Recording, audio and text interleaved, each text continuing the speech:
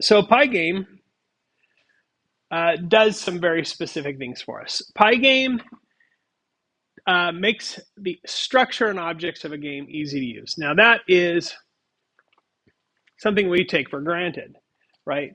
The difference between a game and a regular program, a functional program, of course, is huge. A functional program asks you to, choose an item from a menu or enter your name or whatever. And a event-driven program gets us a little bit closer to what we encounter in a game, right? Because we tell the program to wait for certain events to happen, to listen for them, to listen if a button is clicked, to listen if somebody types something into a box. A game takes it a step further and says, how do these objects on the screen move? How do they interact? What if the one object touches another object? What are all these things what are all the possible different things that could happen in a game? It's infinite. And so Pygame, what it tries to do for us is to try and take the structure, those objects, how they interact, and make that very simple for us to access and to tell the game what happens if certain things happen. And one of those things that can happen, as I mentioned, is called a collision.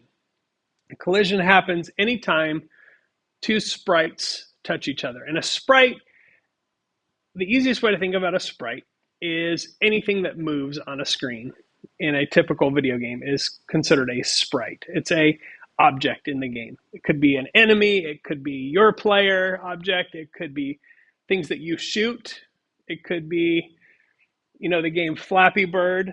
Okay, so the bird is obviously a sprite, but so are those columns that you have to fly in between because it detects when you hit a column, right? So collisions. What happens when one enemy sprite hits another enemy sprite? Do they pass through each other? Do they bounce off of each other? Was one or more of them destroyed?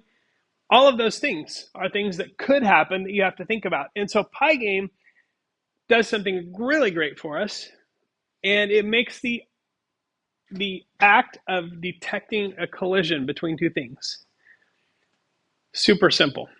Basically, all we have to ask is, are any two sprites touching each other?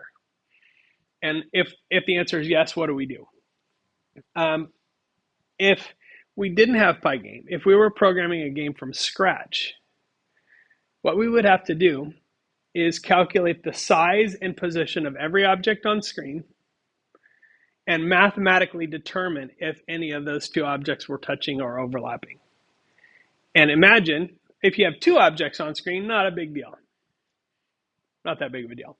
If you have 100 objects on screen, kind of a big deal because we're looking for 100 squared basically, or 10,000 different possibilities that we need to search for. So it handles that very easily, very elegantly.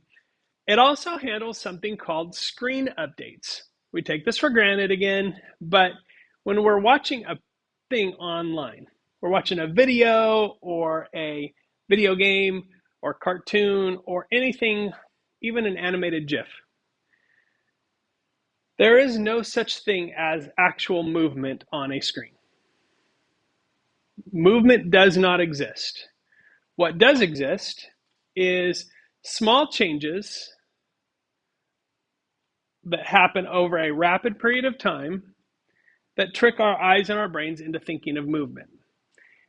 Our eyes actually can't even see movement if you really think about it, because although my hand is moving, what your eye is actually seeing is taking thousands of pictures a minute.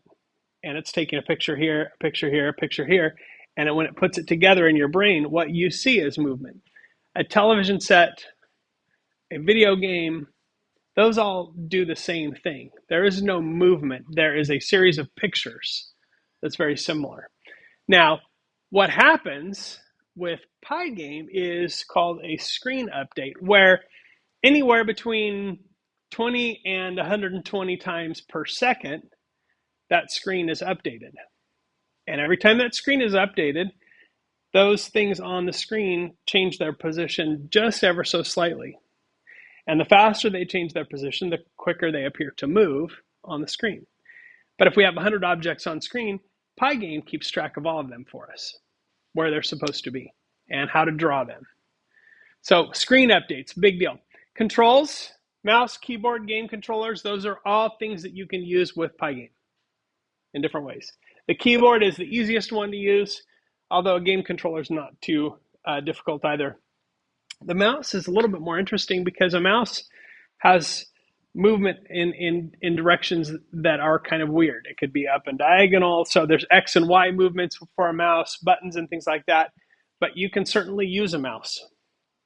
And then finally, sounds, writing on the screen, screen drawing. Pygame makes all of those very easy. And making them very easy, I don't mean just flat out easy. What I mean is easy compared to what you'd have to do if you're writing a game from scratch. There's a reason I leave this to the end of the class, and that's because you wouldn't be ready for it before now.